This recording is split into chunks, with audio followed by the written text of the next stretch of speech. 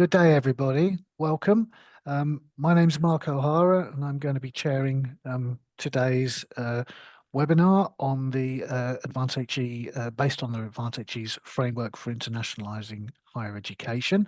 I'm just going to say a few words about some housekeeping issues, and then we'll get the ball rolling.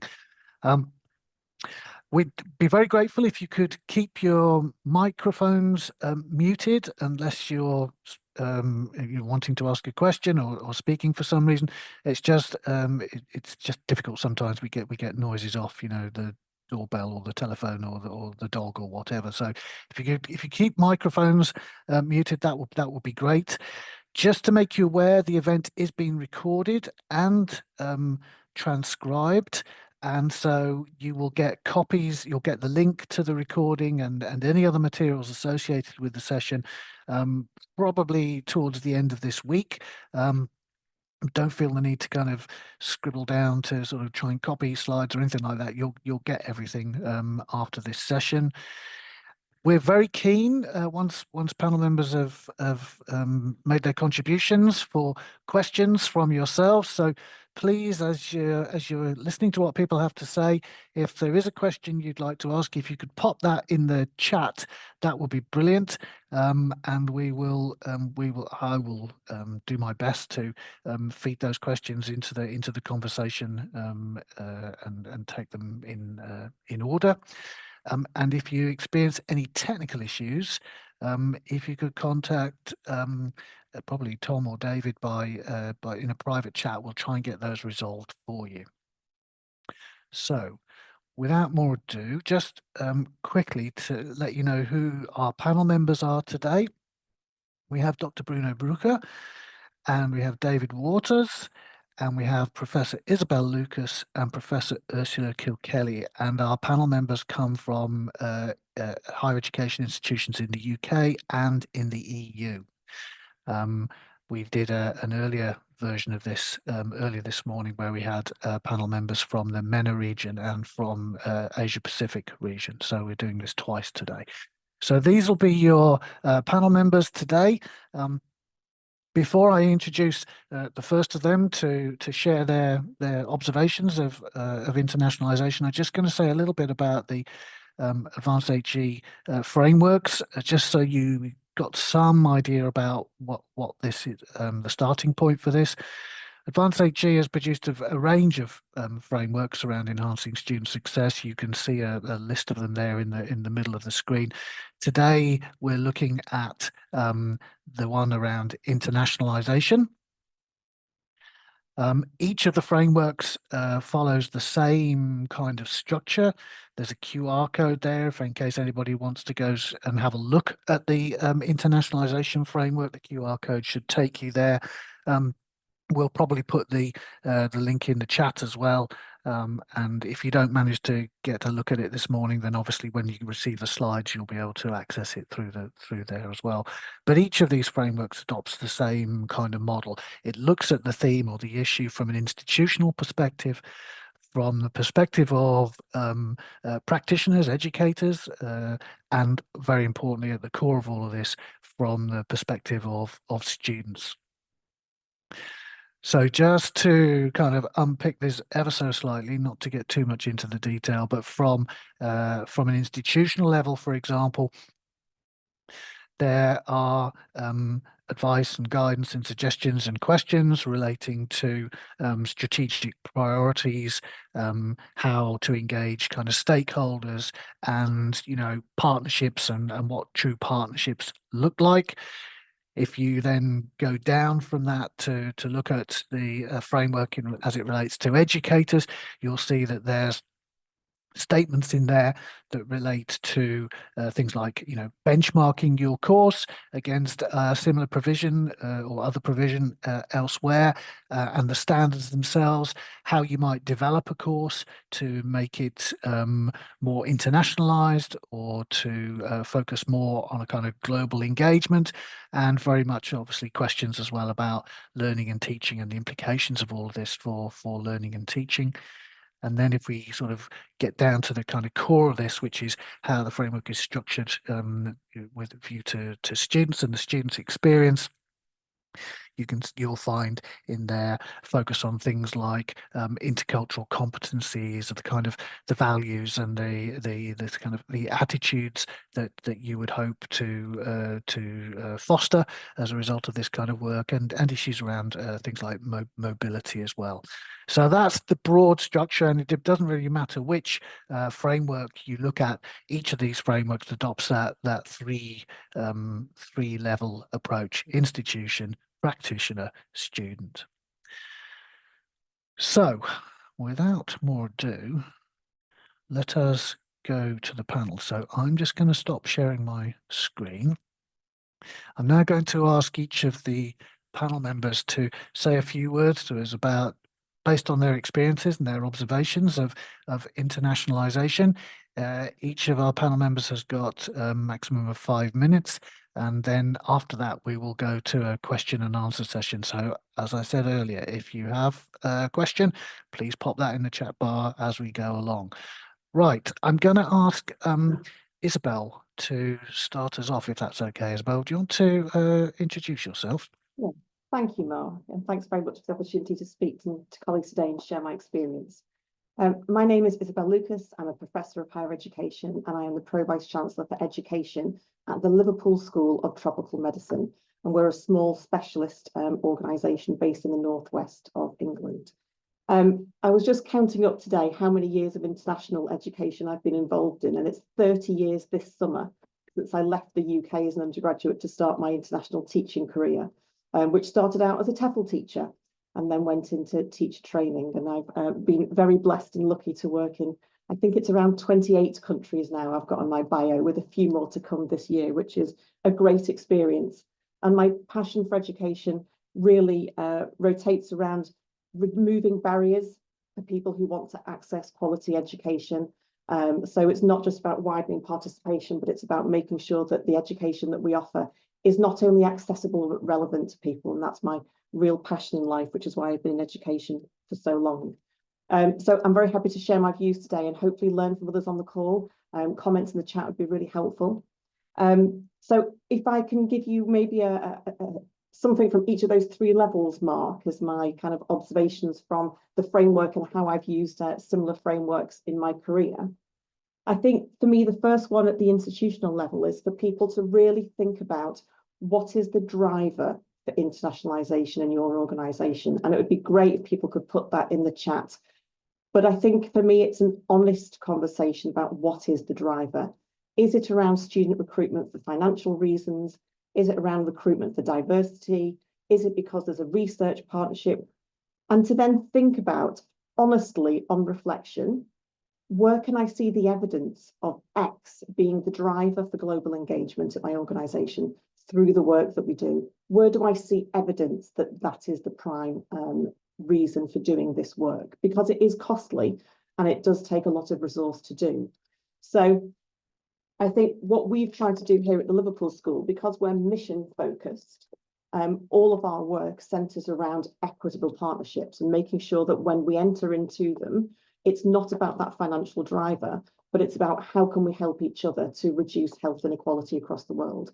And that's great in a small specialist that's mission focused, but I think it's a bit harder in other organisations that are bigger and have a broad set of curricula that they need to speak to.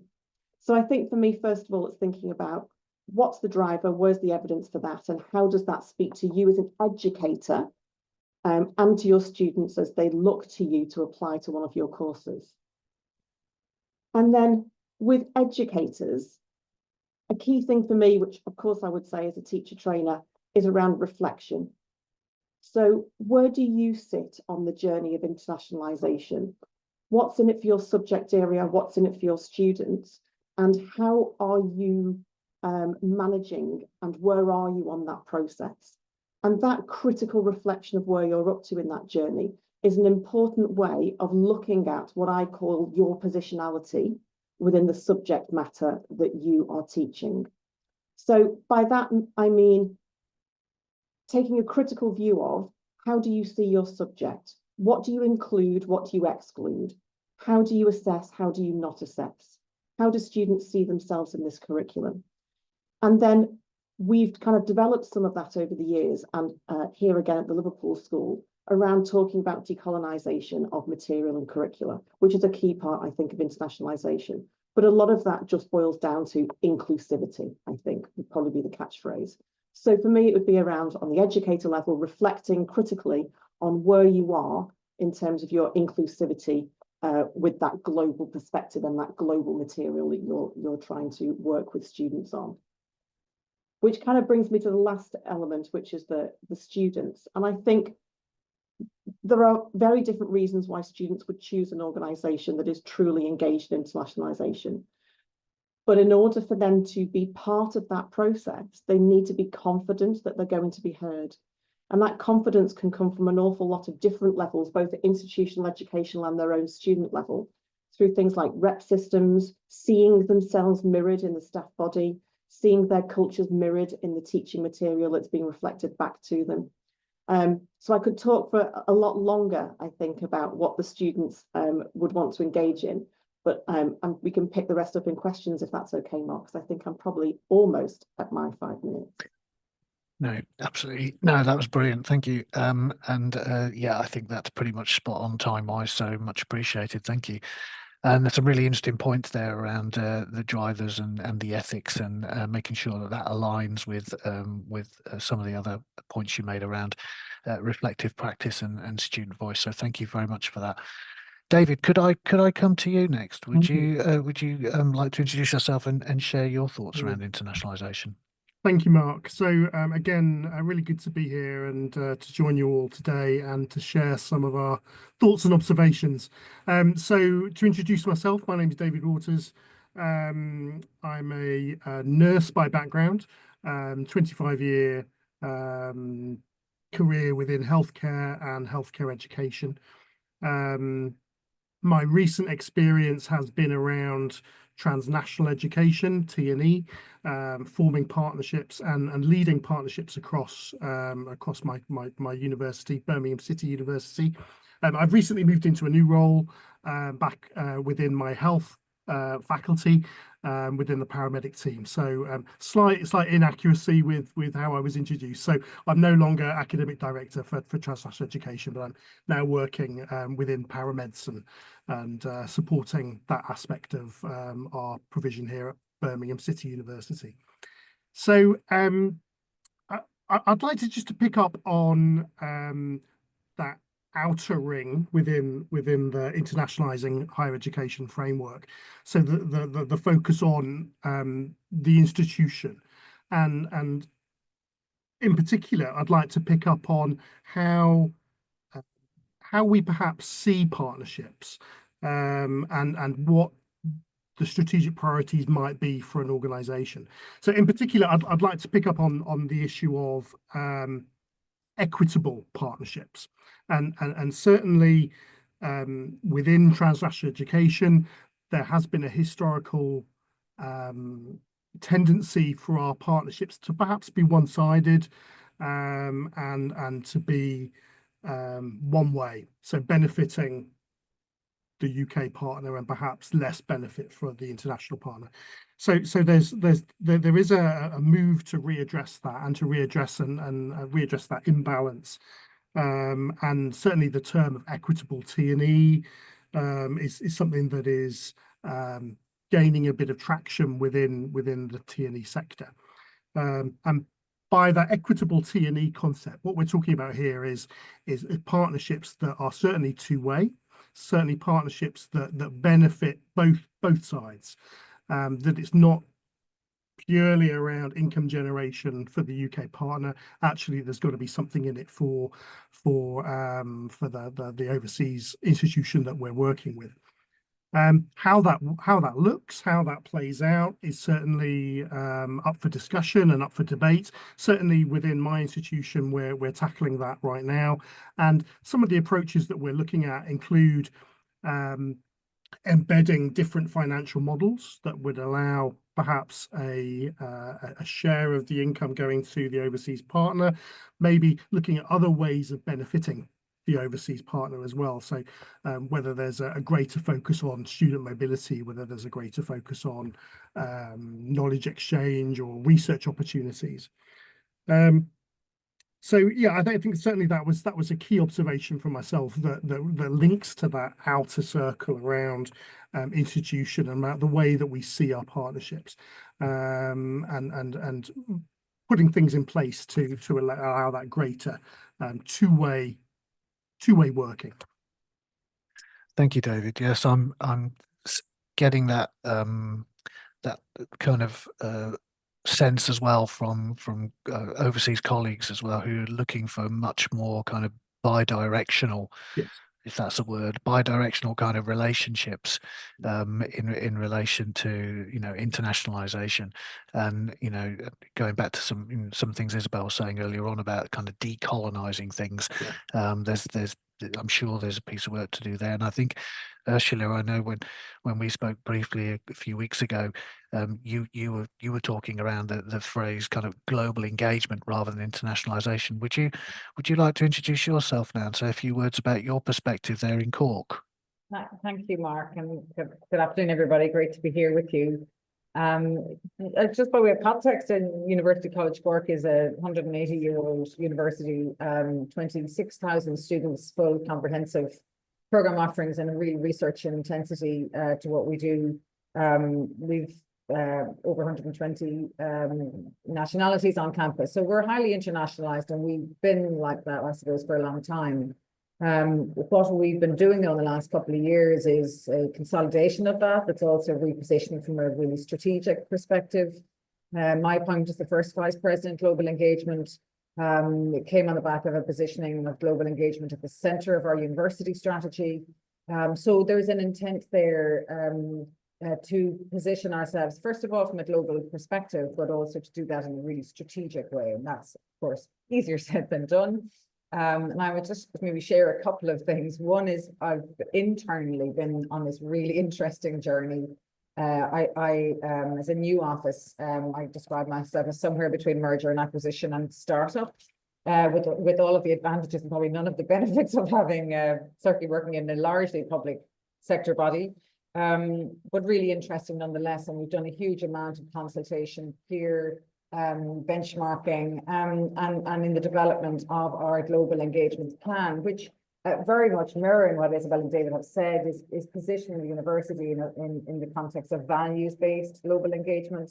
So we have 4 pillars with global excellence, which also accommodates and incorporates diversity as a key value, global impact, where we're really taking our responsibility to impact the world's grand challenges through our research and engagement activity.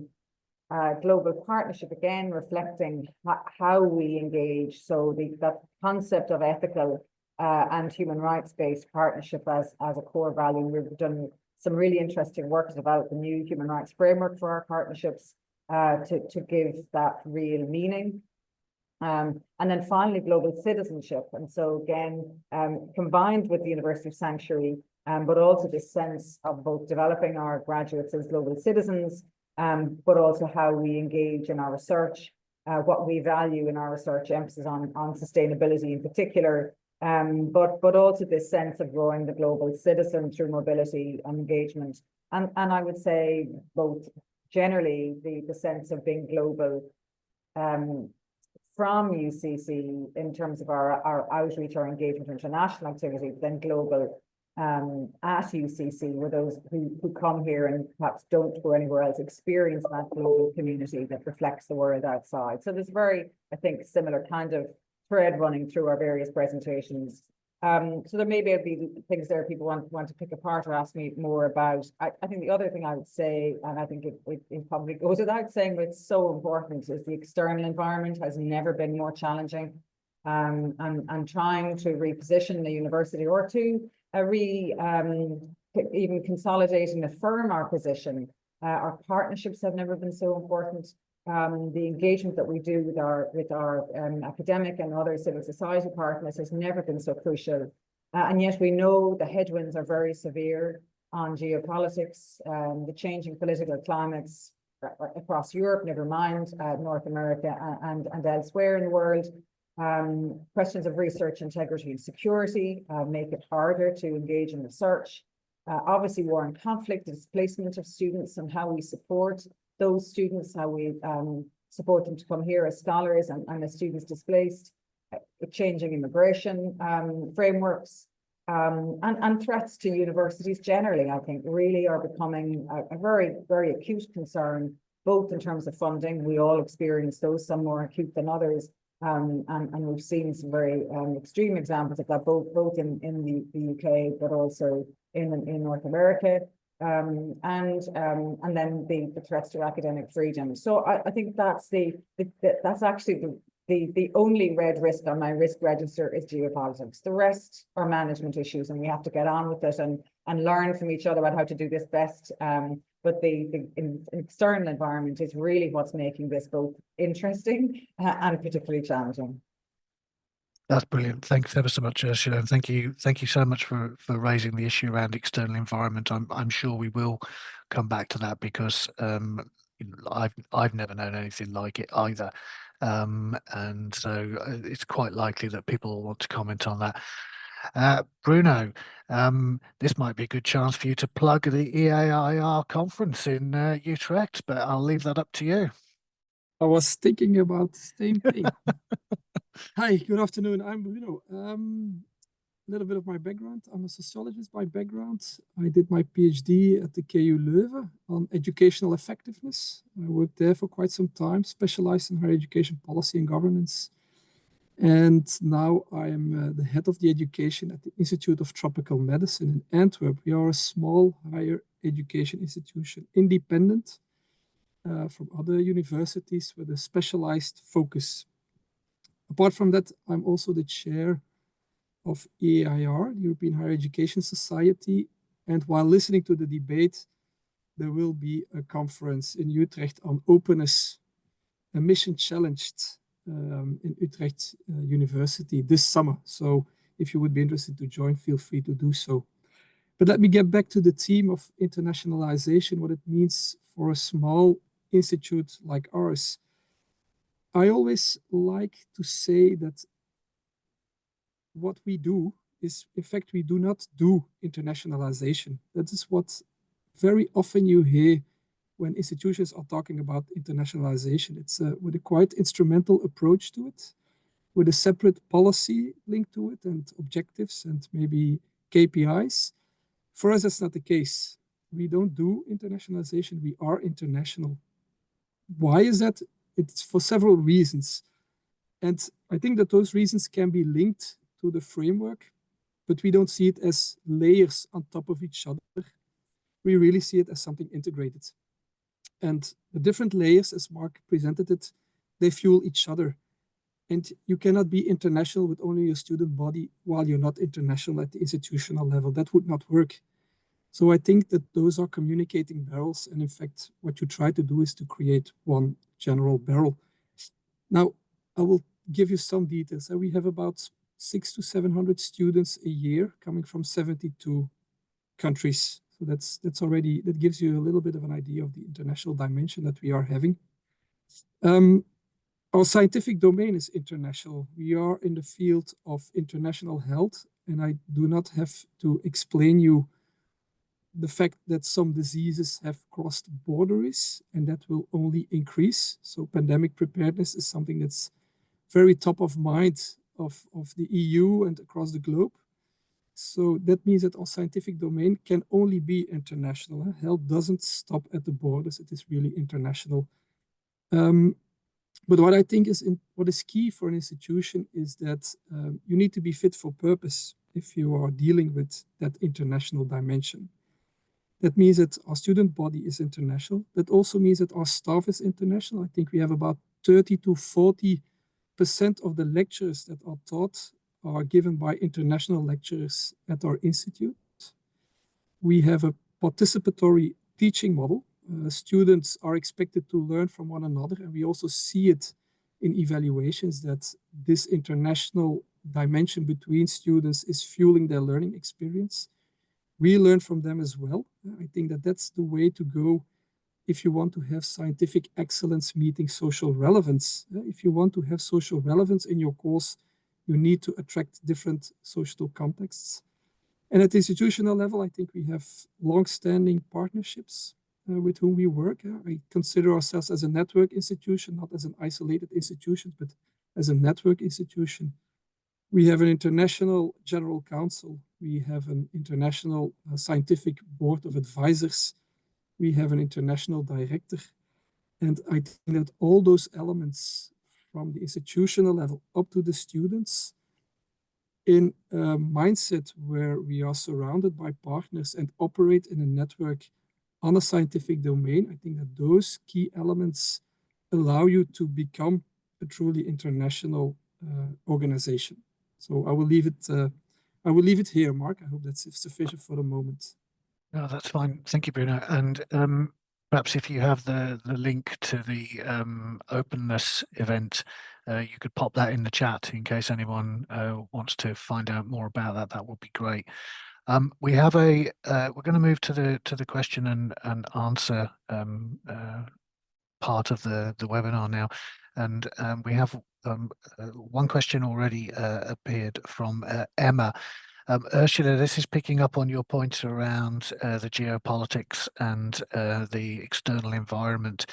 It's from Emma, is asking how you envisage transnational education adapting to ensure, both academic kind of freedom and sustainability, really. Yeah, thanks. I can jump in. Others, I'm sure, will have a view as well. I think certainly from an institutional perspective, I think we need to be very clear the importance that we attach to academic freedom. I think we all hold it in extremely high regard, and perhaps don't in our day-to-day fully appreciate what that might mean. And this is a really good example. What we've been trying to do is have discussions with faculty, with those who are involved in program development and research generally, teasing out their understanding of academic freedom, the relationship between that and for example, right to express a view, to protest. Where are the margins, where are the lines to be drawn between the individual responsibility and the institutional responsibility? And I think then through that, generating a really good understanding of what's important and reasserting that as an institutional value. And I think that then helps us in those more challenging situations with partners, where we have to both individually and with each other, I think, stand firm on how they are represented in those collaborations in T&E and in other partnerships, including in our case putting clauses into agreements and making clear, I suppose, why we consider this to be so important. But it's going to be an increasing challenge, and I think unless we have we're standing on firm footing ourselves, we find it very difficult when that comes under pressure. Talking about it, if you like, in something of an abstract is useful to confirm and affirm why it's important and what it means, so that we can defend it and proactively support it then when it becomes a question of debate. I hope that's helpful. Yes, and it is difficult and challenging when you're faced with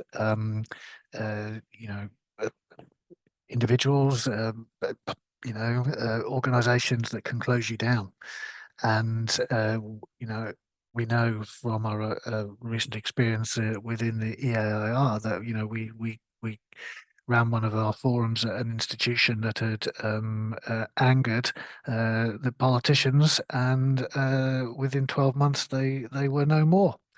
So it's a difficult one. Does anybody else want to pick up on this kind of the challenging external environment? Just a final word, Mark, on that, actually, just in terms of a very specific example where we had a partner complain about content that they considered to be politically or at least was they viewed factually incorrect. It was a matter of interpretation around geographic boundaries, shall we say. And really you have to be clear what your sources are and stand firm over those allegations or those complaints when they're made. But challenging. Yes, I think it's the whole issue of alternative facts, isn't it, Ursula? It's whatever those are. Isabel, I can see you itching to come in here. Yeah, I mean, it's a really interesting point that Ursula makes. And I think what I would say is that it's really important to have that institutional steer on why are we entering into partnerships with X, Y, and Z? Where are our parameters and what are our non-negotiables? Because while we should be partnering with a range of global partnerships, we still have our own reputation and our own parameters with which we want to operate. And every organization should feel free to have those. And I would encourage staff to be feeding those up to their senior managers at the same time. Having said that, I have seen some good practice in the sector through my role with the QAA around where you have franchise arrangements, where someone's delivering your program in a different country.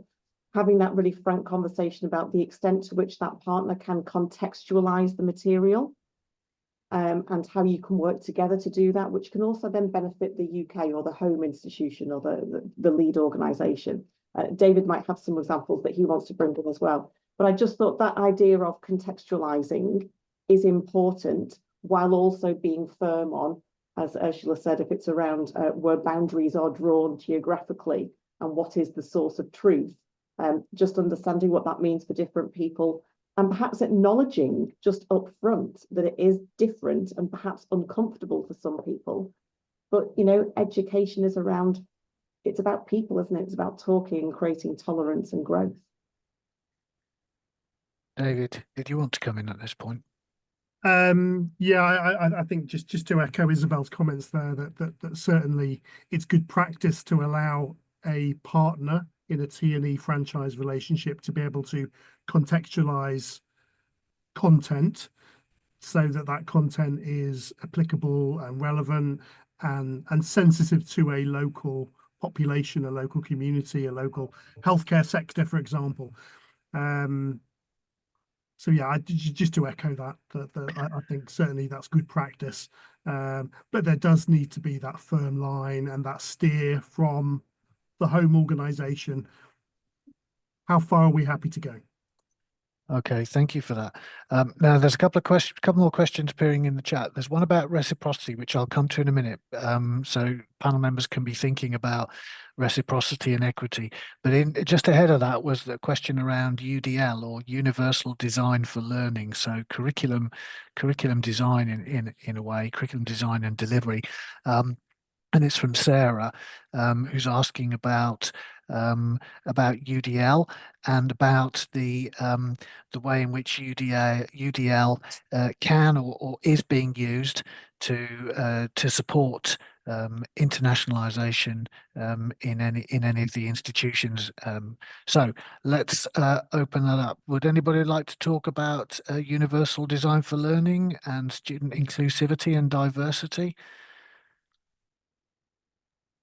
I would just add very briefly that I think it's a really useful principle that can be applied across the university community, accommodating and taking account of specific needs while doing so without calling out particular cohorts or particular groups of students or backgrounds or areas. So I think it's a really valuable concept. We've done a lot in the space, and I think it's really it's just a very also values-based concept for us to use and to apply. And I think that's what we found is actually it's one of those levelers where you're not looking to distinguish, you're actually looking to in a really inclusive way improve access and understanding. I think I think the term has kind of evolved as well. So, I mean, I first came across it about kind of 15 years ago, and it's very much kind of rooted in provision for disabled students. And since then, it's kind of expanded in a sense to sort of take into account issues around sort of racial discrimination or gender or other issues that might make it harder for students to engage with learning and teaching. So I think as a concept, it's even more inclusive than it started out as. Does anybody else want to say anything about UDL? I'll just pick up on what you were saying there about the term changing. And although I am an education developer, I quite like to strip away these complicated, not complicated, but I like to try and simplify the kind of the theory and the frameworks that people are using. So rather than talk about UDL, I think inclusivity is a really good umbrella term for what we're trying to achieve here with global engagement and internationalization, but also personalization. You know, with the group that you have in front of you, how can you adapt your materials and what you're going to teach and the order in which you're going to teach those things, and even assess them to make full use of the people that you have in front of you and what they want to discuss and what their particular perspectives are. So I could probably talk all day about positionality, but I won't. But I think those two things really go hand in hand. So if there's anyone on the call trying to frantically Google UDL, if you can think about things like, how do I make what I'm trying to do most accessible and relevant, you're on the right process. Thank you. All right, that's I'm conscious of time, so there are more questions to kind of pick up on. So I'm gonna move now to Ashley's question, which is around how institutions can move beyond the surface level to embed partnerships that are kind of truly reciprocal and equitable, and that foster that kind of mutual knowledge exchange. And I know a couple of you touched on that in your introductions. Bruno, can I come to you first? Because I mean, you've been very clear throughout that your institution is very much kind of positions itself. You know, we're as institutional, not as international, not do international. So, can you say a few words about how you embed those kind of reciprocal, equitable kind of partnerships in your institution? No, I think it's a very good question, and it's quite sensitive because I also heard about the term of decolonization, which was mentioned before. This is also a debate that is happening at my institution, and I agree with Isabel that it's more about inclusiveness. The way we try to create this is, first of all, I think engagement is key word here. Engagement, inclusiveness, partnership, and then mutual beneficial partnerships, and that can go in many different directions. I don't think that there is a one-size-fits-all approach to that, because obviously also with any other partners, you have different partners with different competencies, different capabilities at the structural level, at staff level, at competency level. And what you try to do, and I think that that's the key message, what you try to do is you try to build on the strength of every partners to achieve something that you would not be able to do by yourself. That is in fact what reciprocity means. And as soon as you try to do that and you try to engage with them at that level, then I think you create a mutual ground to grow something together on top of that. We are quite sensitive for that because also of colonial past with the Institute of Tropical Medicine. So we are quite sensitive of that. We really try to engage the partners throughout, and we try to be conscious to take care of our own biases. I talked to you earlier on about the dialogue between social relevance and scientific excellence. I think that is really key. And yeah, if you try to develop a scientific field that is so international, you have to be aware of the fact that every partner in that network is dependent on the others.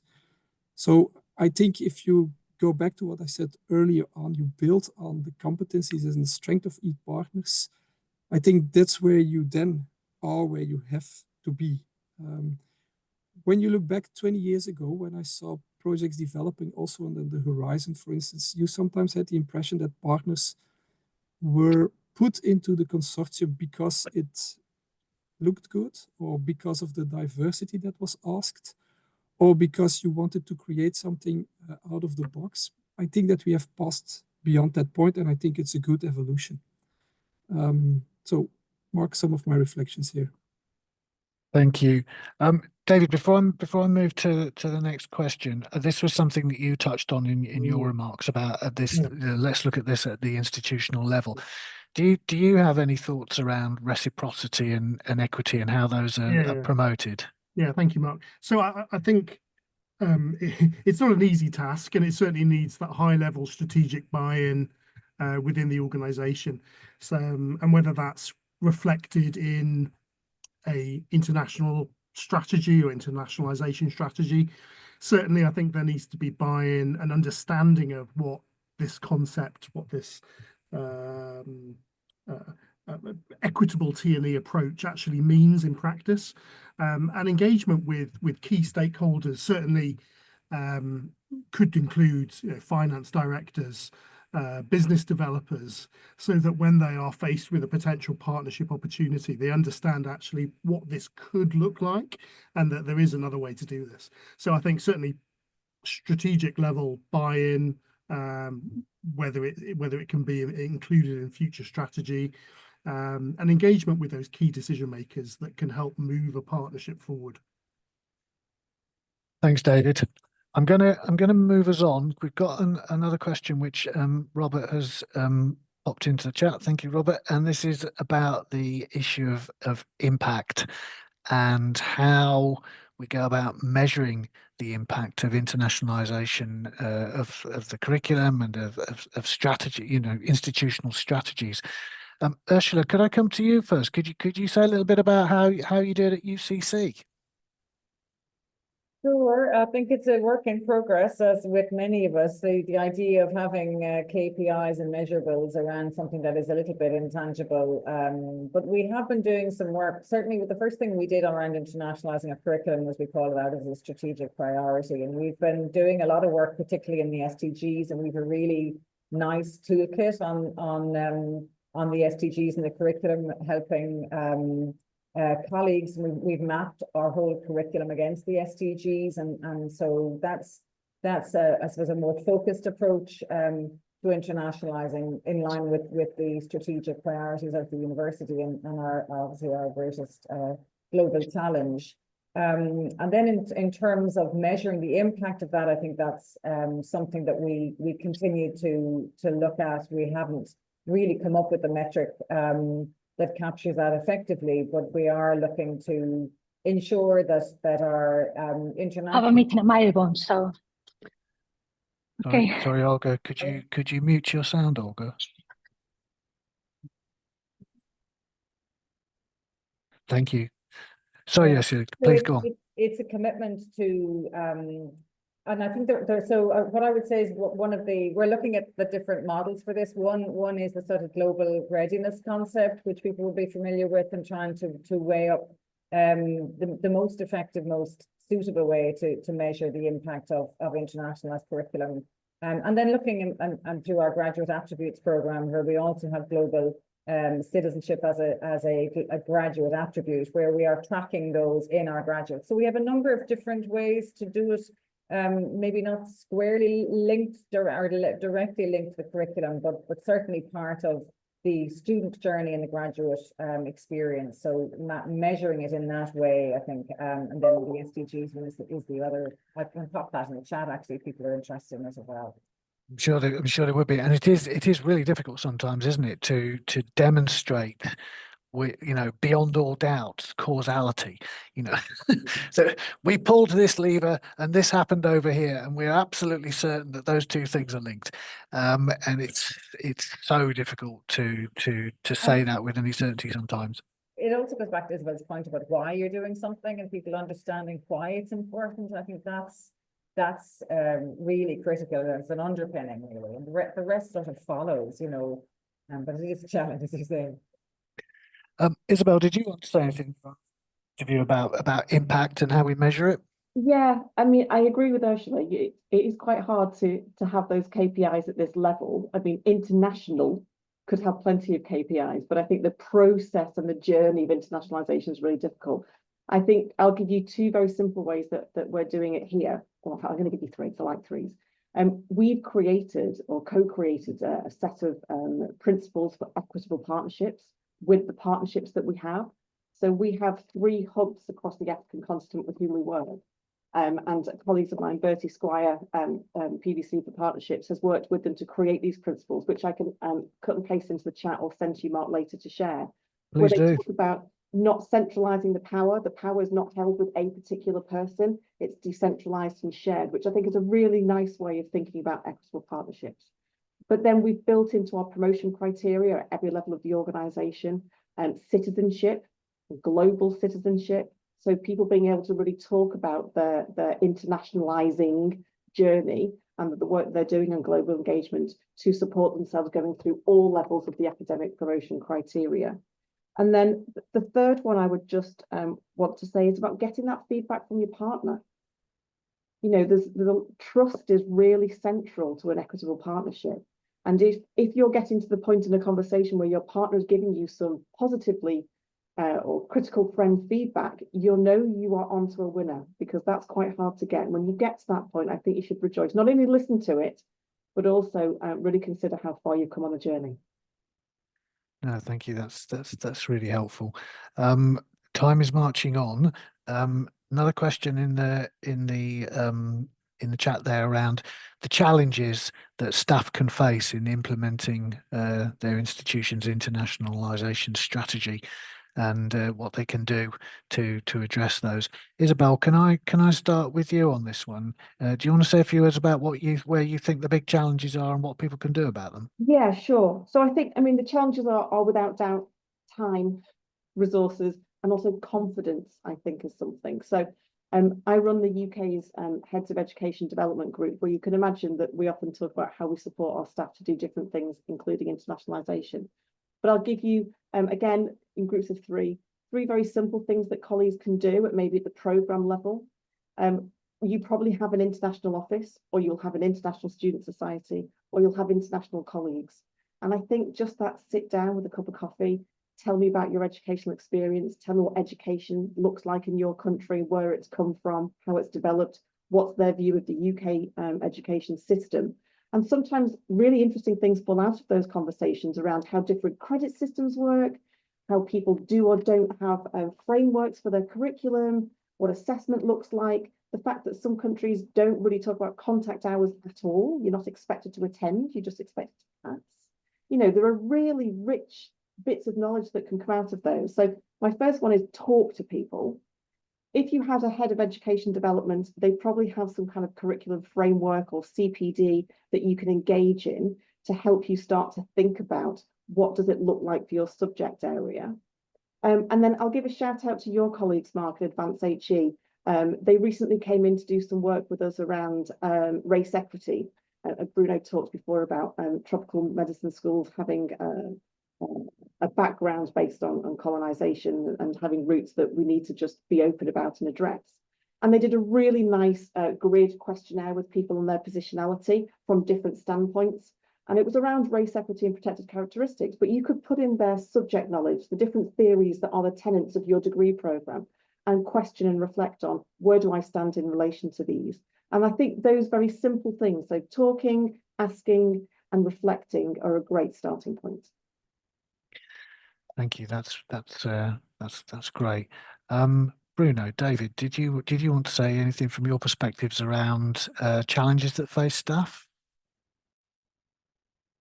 Yeah, if I may, Mark, I would like to comment to some of the issues that have been talked about.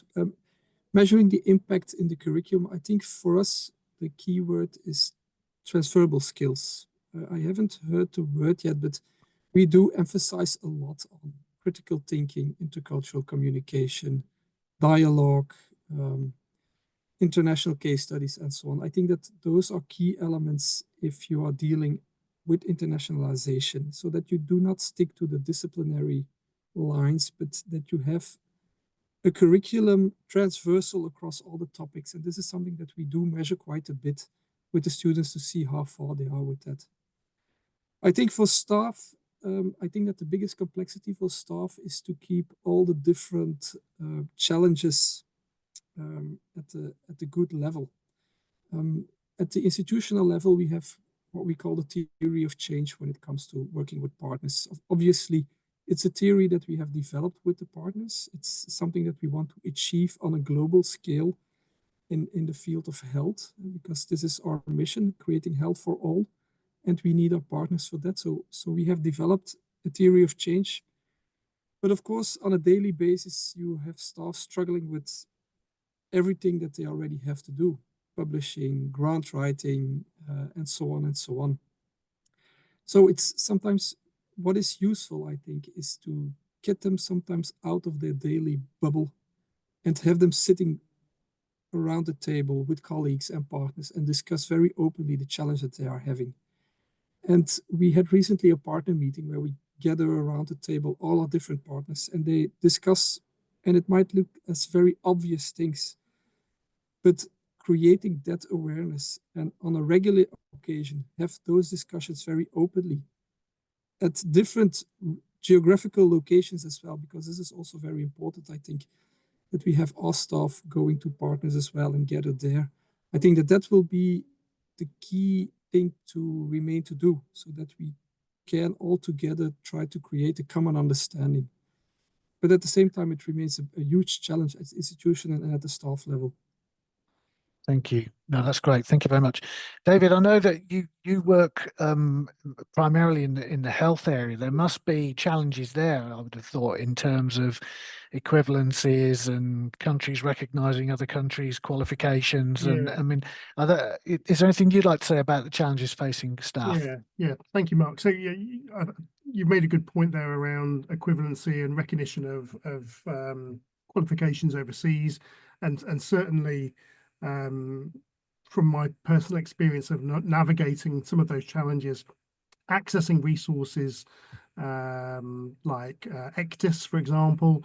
There are organizations out there that can support and provide a bit of guidance and steer around where certain qualifications sit and compare to their equivalent in the UK. Just again, another point following on from Isabel and Bruno's comments around challenges.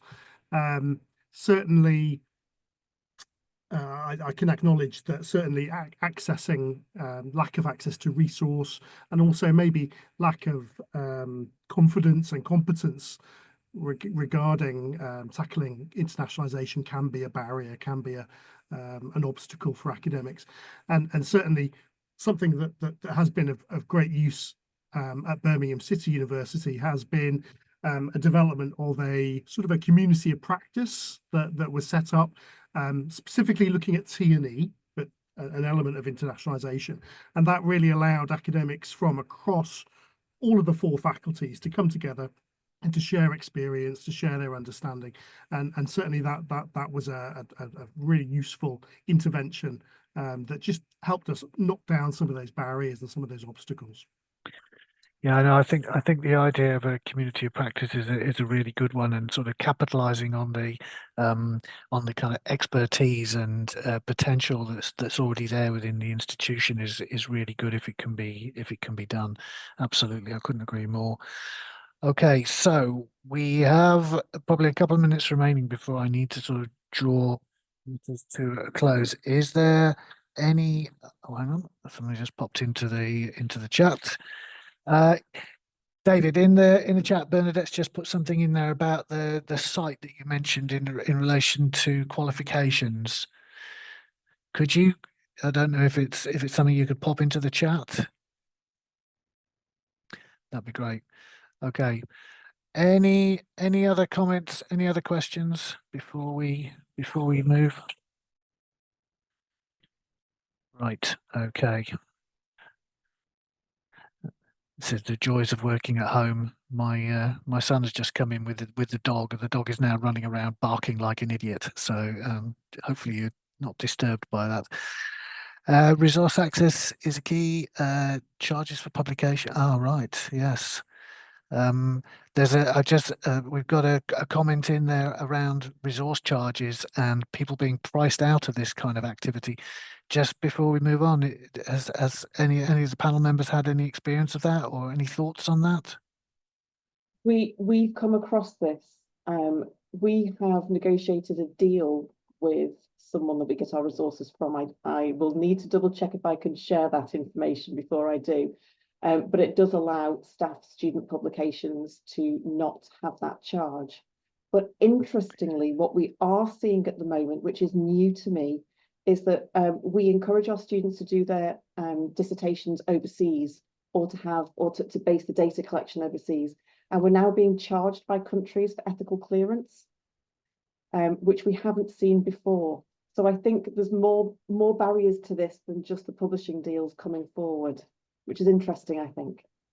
Yeah, look, yeah, it's probably, I mean, these things are kind of continually moving, dynamic kind of thing, aren't they? So, you know, what's there one year might not be there the next. So somebody, you know, needs to have a kind of watching brief on it and to be alive to the kind of dynamism of it all. David, thank you very much for popping in the chat there, the links. I'm sure people will be extremely grateful to you for that.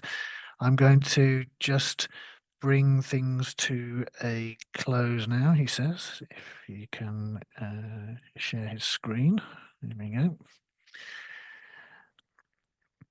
Hopefully you can see that.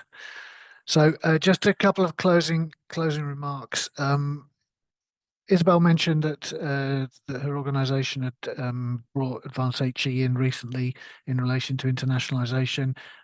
For those of you unaware of the activities of Advanced HE, we do offer kind of consultancy and staff development support. So whether in relation to internationalisation or indeed any other area of practice, if that's of interest to you, please do get in touch. We'd be delighted to talk to you. Equally, we're very interested to hear about your outstanding practice and things that you might want to share with others. We do have web pages. We do have our marketing and communications materials. We run webinars and we publish blogs and so on and so forth. So if you're here today, you think actually we've been doing this really great stuff in relation to internationalisation, we'd like other people to know about it, or indeed really great stuff in any other aspect of your practice, then again, please take a look at the website or drop me a line if you want a kind of off the record conversation. I'd be very happy to have a chat with you about anything that you might want to, you know, get out there into the public domain. And if you are interested in employability, the next webinar in this series around the frameworks is scheduled for the 21st of May, and employability and embedding employability into the curriculum are the focus of it. It'll run twice. Once at 8 o'clock in the morning UK time, and once again like now at lunchtime. If you're interested in knowing a bit more about that framework, again you'll see that there is a QR code there. If you don't get to the QR code now, please don't worry. We will be, as I said earlier, circulating the slides and any other materials that we've gathered and collected as a result of today's webinar with everybody, probably by the end of this week. So it's time for me to close the session. Could I just do so by thanking profusely our panel members, Bruno and David and Isabel and Ursula, without whom none of this would have been possible. We're extremely grateful to you for your contributions and your time, and I hope participants, colleagues, have found it useful. And I wish you all a good day, a good rest of your day, and thank you very much for your engagement and your contributions today. They're greatly appreciated. So thank you, everyone.